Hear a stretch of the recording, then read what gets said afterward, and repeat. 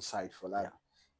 That means that campus ministry plays a very key role in the development of our young people. Whilst we were talking, I was just doing a statistical analysis, looking at from primary school, you be with your parents. Now you get to GHS. Now GHS. You be with your parents, mostly studying. So with that, you are with your local church. But when you hit 18, 19 years, where you are getting into the adulthood, then that's where you leave your parents and you are in the secondary school where you are there for 3 years. And you come to university for another 4 years, 7 years. Now, this 7 years of your life will be solely managed on a boarding school system. Those who also are privileged will have their boarding system starting from the GHS level. So if the right nurturing is not done at that stage, then we will have the problem that one of these days we'll discuss, the identity crisis that we are having today. And so from what you are saying has really opened my eyes to know that then that 7 years is a very big gap. Yeah, it is the most crucial stage in defining what that young person is going to be in future. And so for me, that is why when you go to the secondary school, Scripture Union, where Scripture Union is well managed is so important, because basically Scripture Union, during my time in secondary school, I went to a Catholic institution that allowed Scripture Union, was basically Bible study and prayer. And it was important to know that during my time, the Scripture Union guys were also one of the best in academics. Yes, very, very.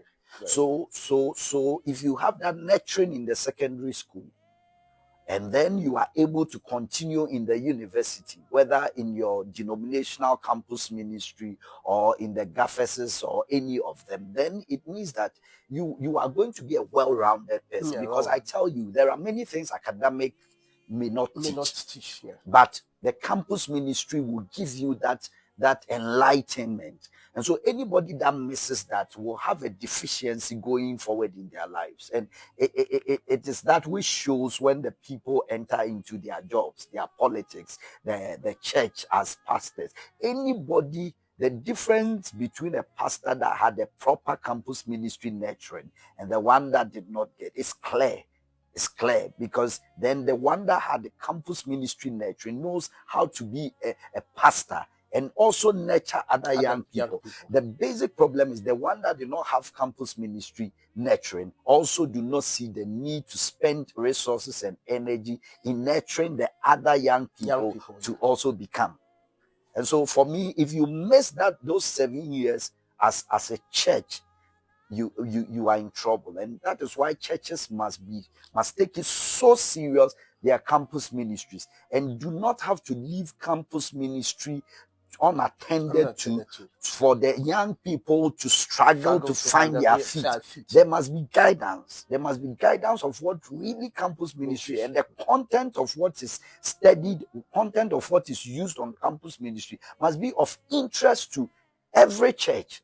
Because you cannot just leave it and expect that they are on campus. And that is why many churches complain that their children went to school, they came back, and they don't want to join the mother church. The mother church again. Why? Because you left them unattended to. And so they bought other things from other places and thought that was the real nurturing.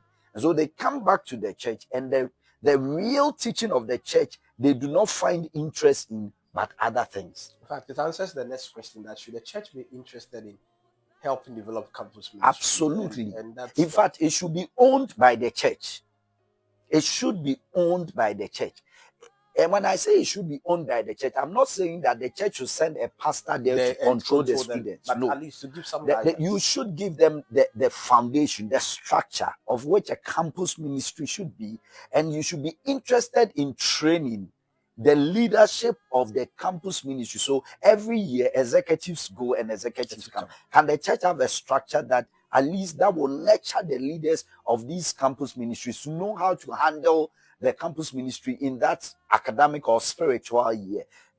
That interest in training and providing them materials and providing them resources, places, or be interested in the places of worship on campus, if they are finding it difficult, as a mother church, you should be interested in stepping in and helping them to get places of worship, so that you know that at least your people on this campus have a place of worship. They have a well-grounded syllable that they are using for their Bible study. In terms of prayer, you know what it entails. In terms of discipleship, there is a program to disciple them, train leadership. In terms of relationship, there is information and help there for them. In terms of emotional intelligence, it is there. Preparing for career, it is there. How to be of a man or a woman of integrity after school. All those things must be there and provided by the mother church. Training the young people in it to be able to be well-nurtured and well-groomed. So from what I'm gathering, then that means that we need to develop some form of a structure.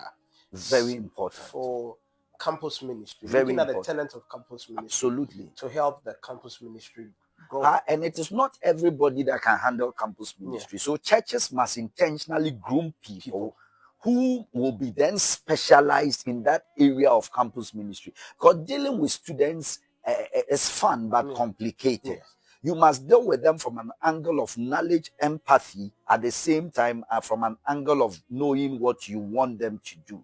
And so with students, you do not impose, but you reason with them. And so you would need somebody who understands what really campus ministry is about, how to deal with young people of a certain age, and then they can still bring what the church sees as an important element of nurturing to them. And then they will embrace it because it is not forcing them, but it is something that is being suggested and something that is being reasoned through with them.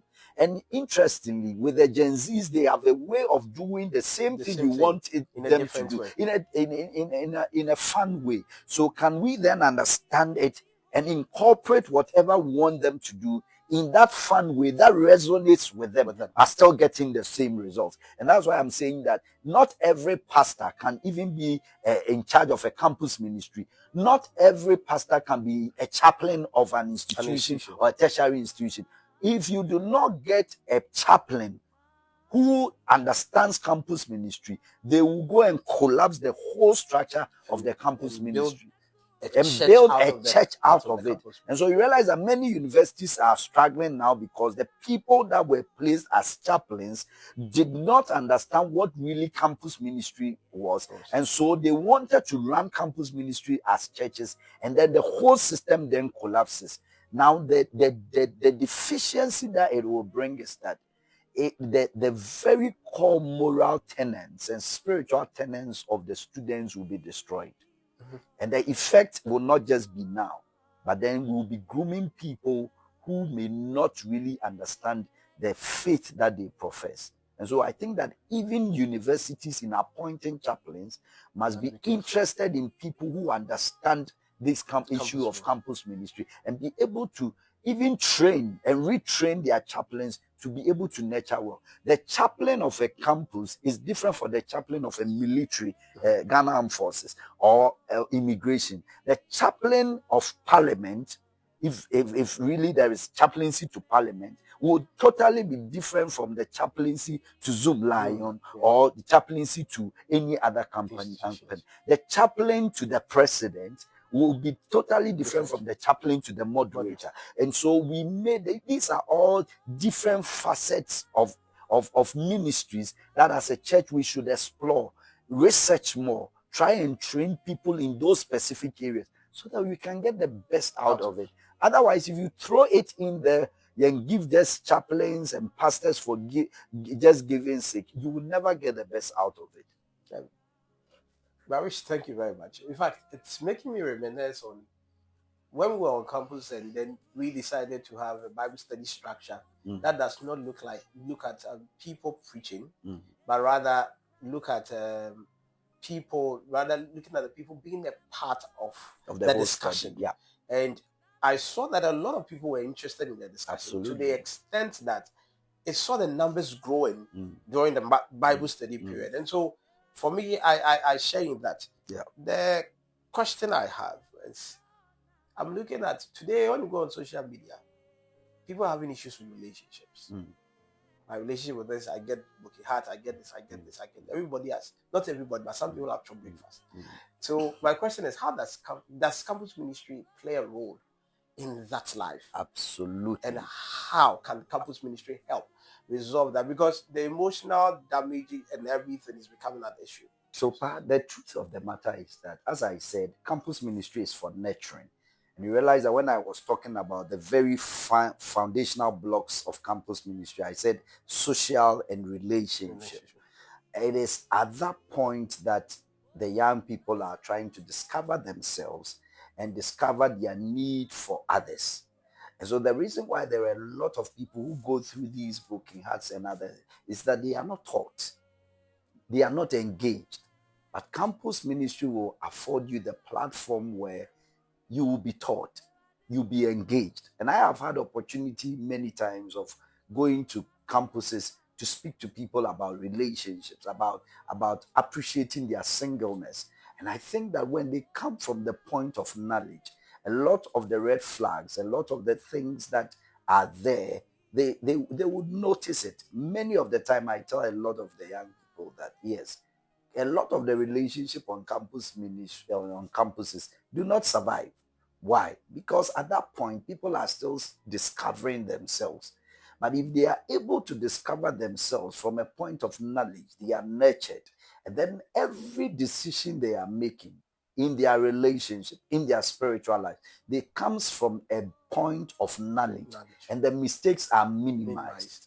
But if we leave them to themselves without any nurturing, without any information, then they will go on doing what they are doing, and then the broken hearts will be more. And so campus ministry has a very crucial role in nurturing and teaching people even about their relationship lives, even about their sexuality, even about their self-identification.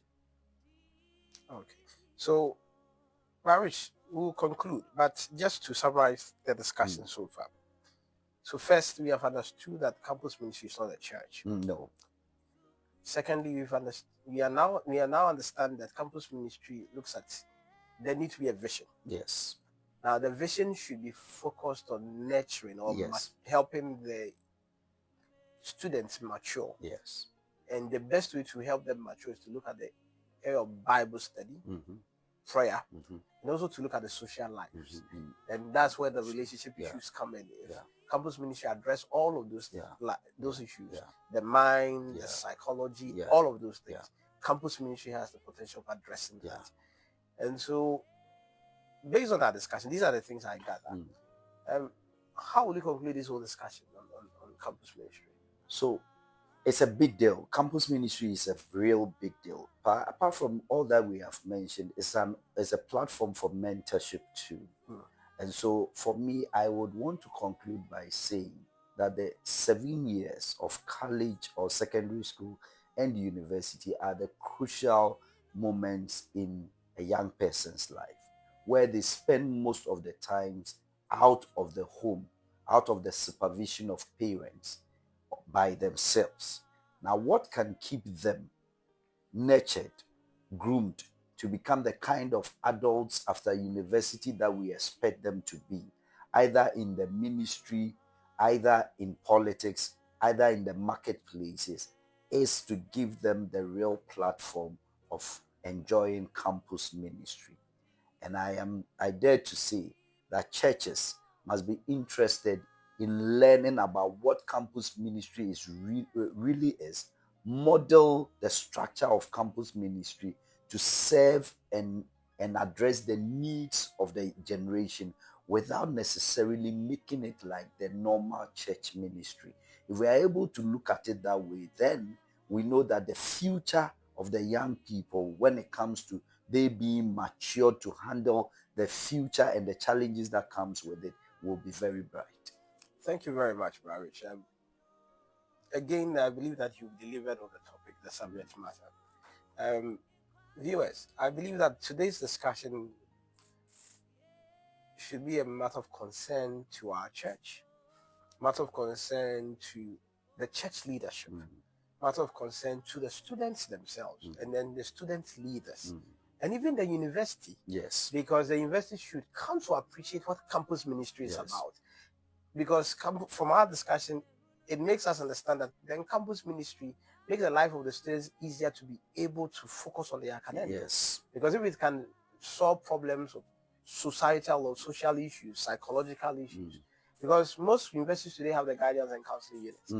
And so if campus ministry comes in or come in to help to resolve that issue, then it reduces the burden on the school. Yeah. And so the school should also be interested. Yeah. And so but just before you conclude, maybe that part you can cut.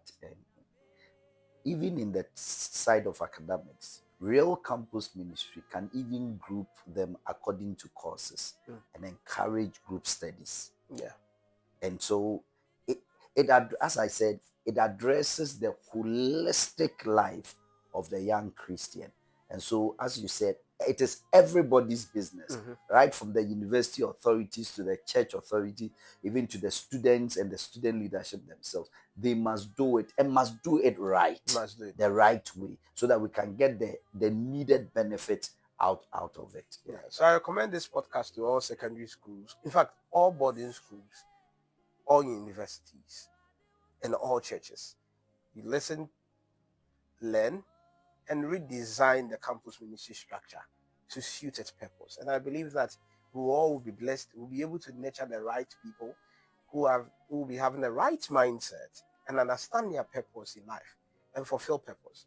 This will reduce a lot of vices we have in our nation today, and even help the immediate community grow effectively. Thank you very much for joining us today. This is the Go Eat Dialogue podcast series. This is another episode, and I believe that you are blessed. All that I'm asking for is that you subscribe to our channel and you hit on the notification button. And as I said the last time, when you hit on the notification button, you'll be the first person to be notified on any video we upload. We upload all our videos on Saturdays at 7:30. And so you can take time and even go back, look at our old videos, and it will help you. Young ministers, it will help you. And we'll be having a lot of episodes going forward. Thank you very much for joining us. Bye-bye.